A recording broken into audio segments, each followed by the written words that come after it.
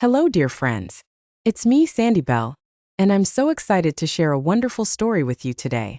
The story is The Tale of Peter Rabbit, a timeless classic written by Beatrix Potter. Let's dive into this enchanting tale together. Once upon a time, there were 4 little rabbits, and their names were Flopsy, Mopsy, Cottontail, and Peter. They lived with their mother in a sandbank, underneath the root of a very big fir tree. One morning their mother said, "Now, my dears, you may go into the fields or down the lane, but don't go into Mr. McGregor's garden. Your father had an accident there. He was put in a pie by Mrs. McGregor."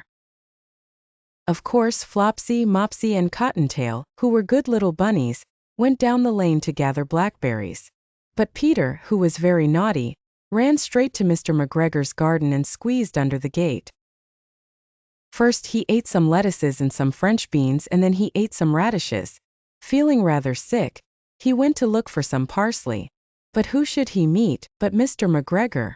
Mr. McGregor jumped up and ran after Peter, waving a rake and calling out, "Stop, thief!" Peter was most dreadfully frightened.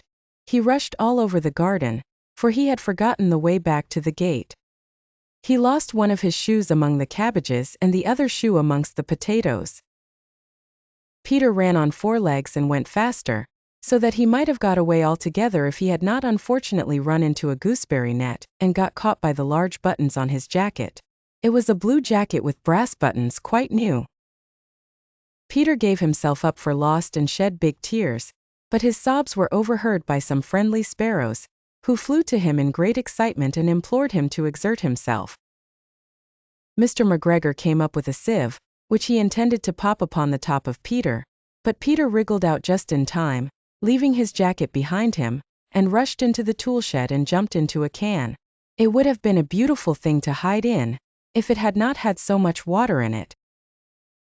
Mr. McGregor was quite sure that Peter was somewhere in the tool shed, perhaps hidden underneath a flower pot. He began to turn them over carefully, looking under each. Presently Peter sneezed. "Curtis-scoo."